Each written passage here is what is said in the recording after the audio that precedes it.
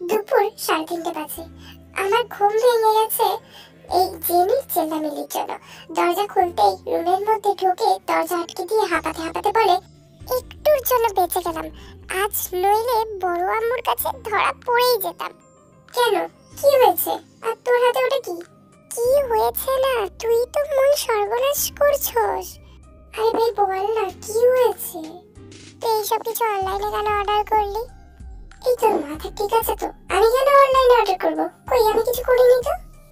তাহলে এই পার্সেলটা তোর নামে দিয়ে গেল কেন? কই দেখি দেখি। আরে এত দামি শাড়ি, এত দামি গয়না। তাই জন্যই তো আমি কত কষ্ট করে পার্সেলটা লুকিয়ে রেখেছি জানিস। আচ্ছা, এগুলো তোকে কে দিয়েছে? আরে এগুলো আমাকে। হ্যাঁ, এগুলো তার মানে সব ক্রেজি লাভারের কাজ। Crazy lover? সেটা আবার কি? আরে গাধি মেয়ে, সেই যে লোকটা যে আমাকে কিডন্যাপ করেছিল। বাবা তে, তুই ওর নাম ক্রেজি লাভার রেখেও দিলি? ও হ্যালো, আমি ওর নাম কোনো ক্রেজি লাভার টাভার রাখিনি। ও নিজেই আমাকে বলেছে তার নাম নাকি ক্রেজি লাভার। রিয়েলি দোস্ত? কিন্তু ও এগুলো পাঠানোই বা কেন তোকে? বিকেলে যে বুগামের সাথে বের হওয়ার কথা ছিল না, সেখানে ও আমাকে এগুলো পরে যেতে বলেছে। তুই তো বুগামের সাথে বের হবি, তাহলে ও এগুলো কেন পড়তে বললো তোকে? সে তো আমি নিজেও জানি না। বুঝতে পেরেছি কেন তোকে এগুলো পড়তে বললো। হ্যাঁ, কেন? আজ তুই বুগামের সাথে না, ওর সাথে ঘুরতে বের হবি। তুই কি বলতে চাচ্ছিস বলতো? তুই নিজেই দেখে নিস। কিন্তু আমি এগুলো পরে বিকেলে বের হব কি করে? শোন, তুই শাড়ির সাথে ম্যাচিং করে মেকআপ করবি, আর বিকেলে সালোয়ার কামিজ পরে তুই জিমিনদের বাড়ি চলে যাবি। তুই যাবি না আমার সাথে? অবশ্যই যাব। তাহলে শাড়িটা পাঠাবি কি করে? Just wait and see. Just wait and see, just wait and see, আর জাস্ট ওয়েট এন্ড সি, এই ডায়লগটা শুনতে শুনতে আমার ভালো লাগে না। নিশ্চয়ই তোর এই ক্রেজি লাভারের ডায়লগ, তাই না? আচ্ছা সে যাই হোক, আমি শাড়িটা ভাবছি ওই ইউনুকে দিয়ে পাঠিয়ে দেবো। জেনি চলে যেতেই তে রেডি হতে লাগে। শাড়ির সাথে ম্যাচিং করে হালকা মেকআপ করেছে। মেরুন কালারের শাড়ি, শাড়ির উপর হোয়াইট কালারের স্টোন দিয়ে কাজ করা, সব মিলিয়ে দারুণ শাড়িটা। আর গয়নাগুলো তো অনেক সুন্দর, সবকটা গয়নাই লেটেস্ট কালেকশনের। ডায়মন্ডের উপরে যে হারটা, সেটা দারুণ লেগেছে। সত্যি বলতে গেলে ওনার চয়েস আছে, অনেক ভালো চয়েস। হঠাৎই মনে হলো যে সে আমাকে এগুলো পাঠিয়েছে, নিশ্চয়ই কোনো মেসেজও দিয়েছে।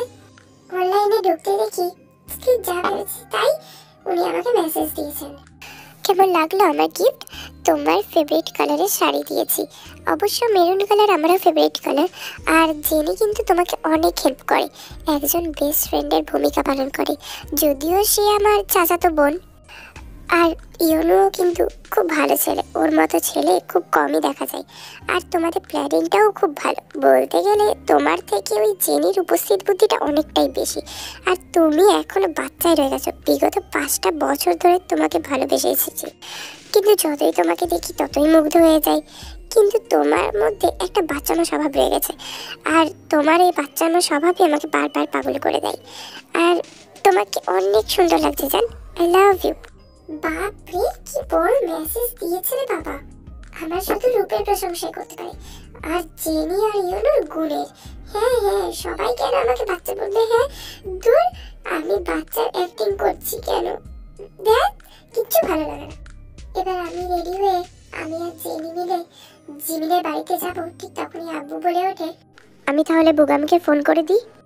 না না আব্বু, আমি বুগামকে ফোন করে নেব, তুমি শুধু ওর ফোন নাম্বারটা একটু দাও। এই নে ধর। এবার আমি জিমিনের বাসায় চলে এসে সেই শাড়ি গয়না সব পরে রেডি হয়ে তারপর নিচে আসি। দেখি 3টে বাঁদরই আমার দিকে হা করে তাকিয়েছে। এই কি হলো, এমন করে দেখার কি আছে? পুরো ফিদা হয়ে গেলাম রে। সত্যি ক্রাশ খাইছি রে। তুই তো শুধু ক্রাশ খাইছিস, আমি তো প্রেমে পড়ে গেছি রে। এমন সময় মোবাইলে আওয়াজ হতেই তে চেক করে দেখে যে তার ক্রেজি লাভার মেসেজ দিয়েছে। মনে হচ্ছে কেউ মেসেজ দিল। কে রে? কে আবার হবে ক্রেজি লাভার ছাড়া? আমাকেও দেখা মেসেজটা। তোর না দেখলেও চলবে। এবার আমি বুগামকে ফোন দিই। বুগাম আমায় বলে দেয় কোথায় আসতে হবে। আমিও তার কথা মতো গ্রন্থপের উদ্দেশ্যে বেরিয়ে পড়ি। গাড়ি নিয়ে পৌঁছাতেই দেখি সেখানে বুগাম দাঁড়িয়ে আছে অনেক আগে থেকেই। হ্যালো তে। হাই। আসতে কোনো অসুবিধা হয়নি তো? না না, কোনো অসুবিধা হয়নি। এবার বুগাম, জেনি, জিমিন আর ইউনোর দিকে তাকিয়ে বলল, ইফ ইউ ডোন্ট মাইন্ড, তোমরা কি এখন এখান থেকে যেতে পারবে? কেন? বড় চাচু বলেছে আমরা যেন সবসময় তের সাথেই থাকি। প্লিজ তোমরা একটু বোঝার চেষ্টা করো, আমার তের সাথে একটু ইম্পর্টেন্ট কথা আছে। না না, মামা বলেছে যেন আমরা যেন সব সময় তের সাথে থাকি। এমন সময় আব্বুর কল আসতেই ইউনো কল রিসিভ করে তারপর জেনির দিকে তাকিয়ে বলে, আমাকে আর তোকে বাসায় যেতে বলেছে, চল। ওকে চল। প্লিজ রে বোন, তোর আমারই ছেড়ে যাস না। আমার একা একা ওই লোকটার সাথে থাকতে একদম ভয় লাগছে। ভয় পাস না, কিচ্ছু হবে না। ওকে, আমরা তাহলে এখন আসি। জেনি এবার সেখান থেকে যাওয়ার আগে তীর কানে ফিসফিস করে বলে দিয়ে যায়, enjoy your day with your crazy lover. Jenny, তোকে তো। ইউনো আর জেনি চলে যায়। বুগাম আর আমি মিলে 5 স্টার রেস্টুরেন্টে ঢুকলাম। সেখানে জিয়ন জাঙ্গুক ছিল। বুগাম আমার মুখ বরাবর বসেছিল, তার পিছনেই ছিল জাঙ্গুক। জাঙ্গুক তো ফোন টিপতেই ব্যস্ত, আর এদিকে বুগাম তো নানান ধরনের প্রশ্ন জ্বালাই আমি বিরক্ত বোধ করছি। কিছুক্ষণ পর জাঙ্গুক মোবাইলের স্ক্রিন থেকে চোখ সরিয়ে তাও আবার ওয়েটারকে ডাক, কিন্তু এ কি, উনি তো নো থ্যাঙ্কস জানিয়ে ওয়েটারকে আবার যেখানে ছিল সেখানেই পাঠিয়ে দেয়। ওয়েটার চলে যাওয়ার পরে তিনি আচমকা আমার দিকে তাকায়, তখন আমিও তার দিকে তাকিয়েই ছিলাম, যার কারণে চোখাচোখি হয়ে যায়। তিনি হাতের ইশারায় হাই বলে, আমিও কোনো হেলদোল না করে হাতের ইশারায় হ্যালো বলি। তারপর উনি আমাকে ইশারা করে জিজ্ঞেস করেন, বয়ফ্রেন্ড? চোখের ইশারাতে বললাম, না না, বয়ফ্রেন্ড না। তুমি কাকে ইশারা করছো? কই, কাউকে না তো। বুগাম এবার আমার দিকে একটু সন্দেহজনক চোখ নিয়ে তাকাই। এরপর বুগাম কেন জানি পিছন ফিরে তাকালো, হয়তো আমার প্রতি সন্দেহের ওপর যে পিছনে কেউ আছে কিনা। পিছনে তাকিয়ে একটু চমকালো আর মুখে বিড়বিড় করে বলতে লাগলো, এই শালাটা এখানেও চলে এসছে, আগে জানলে এখানে দেখে আমি নিয়েই আসতাম না, অন্য রেস্টুরেন্টে যেতাম। তারপর আমাকে জিজ্ঞেস করলো, তুমি কি জাঙ্কুককে ইশারা করছিলে? না। এরপর বুগাম আমার দিকে কেন জানি একটা সন্দেহের চোখে তাকালো। দেখো বুগাম, আমি তোমাকে বিয়ে করতে রাজি হয়েছি শুধুমাত্র আমার বাবার কারণে। তোমাকে বিয়ে করার বিন্দুমাত্র ইচ্ছেটুকু আমার নেই। আমার মনে তোমার জন্য কোনো ফিলিংস নেই। এখন যদি তুমি আমাকে বিয়ের আগে এইভাবে সন্দেহ করো, তাহলে আমার পক্ষে বিয়ে করাটাই সম্ভব না। কারণ যে আমাকে বিয়ের আগেই সন্দেহ করে, তার সাথে কি করে আমি সারাটা জীবন কাটাবো, আমার পক্ষে সম্ভব না। আর বিয়ে করলেও সেই সংসার বেশি দিন টিকে না, যেখানে সম্পর্কের মধ্যে সন্দেহ বিরাজ করে। আমি জানি তোমার থেকে আমার কথাগুলো শুনতে অনেক বেশি খারাপ লাগছে, কিন্তু তাও তোমার এগুলো জানা দরকার। এই কারণে যে বিয়ের পরে দুজনে মিলে সুখী থাকতে পারবো কিনা। আর সরি, আমার তোমাকে এভাবে কথাগুলো বলা একদম উচিত হয়নি। I am extremely sorry. No no, it's not problem. আসলে আমি একটু বেশি বাড়াবাড়ি করে ফেলছিলাম। আর তুমি তো ঠিকই বলেছো, বিয়ের আগে যদি আমরা একে অপরকে এভাবে ভালোভাবে নাই চিনি আর সন্দেহ করি, তাহলে দুজনে কিভাবে সুখে থাকবো বলো? এবার বুগামের ফোনে একটা ফোন আসে। ফোনটা ধরার মাত্রই তার মুখে চিন্তার ভয়ের ছাপ স্পষ্ট। অনেক ঝগড়া করছিল ফোনের মধ্যে। আমি একটু আসছি, তুমি এখানেই থাকো, কোথাও যেও না কিন্তু। আর আমি এমনিই যাচ্ছি, আর এক্ষুনি চলে আসবো। Anything wrong? না না, পরে এসে সবটা বলছি। এই বলেই বুগাম তাড়াতাড়ি করে টেবিল ছেড়ে চলে যায়। আমি আর কি বোকার মাথায় একা বসে আছি। অনেকক্ষণ হয়ে গেল, বলেছিল এই যাচ্ছি আর এই আসছি, কিন্তু তার কোনো নামই নেই আসার। এইসব চিন্তা করছি, হঠাৎ মনে হলো কেউ আমার পাশে দাঁড়িয়ে আছে। তাকিয়ে দেখি Jeon Jungkook. If you don't mind, আমি কি এখানে বসতে পারি? শিওর, কেন নয়। তোমার সাথে যে ছেলেটা বসেছিল সে কোথায়? কি জানি, কি একটা কাজের জন্য বাইরে গেছে। আসলে তার ফোন আসতে সে টেন্সড মোডে চলে যায়। তারপরেই হঠাৎ করে আমাকে বলে বেরিয়ে চলে যায়। ও আচ্ছা আচ্ছা আচ্ছা, ছেলেটা কি তোমার বয়ফ্রেন্ড? না না, দেখ, বয়ফ্রেন্ড কেন হতে যাবে? আমরা একে অপরের সাথে দেখা করতে এসেছি। ও তোমার বয়ফ্রেন্ড না, তাহলে তুমি ওর সাথে দেখা কেন করতে এসেছো? আসলে ওর সাথে আমার বিয়ে ঠিক হয়েছে, তাই একে অপরকে জানার জন্য আর কি।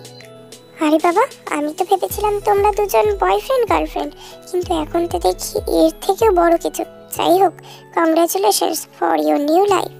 না না, তেমন কোনো ব্যাপার না। আসলে আমার বাবাই ওর সাথে বিয়ে ঠিক করেছে, কিন্তু আমার ওকে বিয়ে করার বিন্দু মাত্র ইচ্ছে নেই। কেন? ছেলেটাকে দেখে তো ভালোই মনে হচ্ছে। মোটেও না, বিয়ের আগেই আমাকে সন্দেহ করে, তাহলে বিয়ের পরে কি করবে একবার ভেবে দেখেন। আসছে থেকেই আমাকে সমানে জিজ্ঞেস করে যাচ্ছে আমার কটা ছেলের সাথে সম্পর্ক ছিল, কাউকে পছন্দ করি কিনা, ইত্যাদি ইত্যাদি।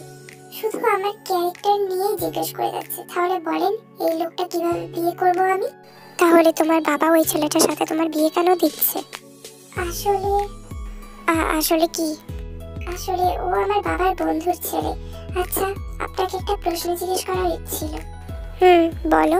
আচ্ছা, জেহোবের সাথে আপনাদের কিসের এত শত্রুতা? তুমি মিস্টার জেহোবকে কিভাবে চিনলে? আসলে উনি আমার বাবা হন। সত্যি?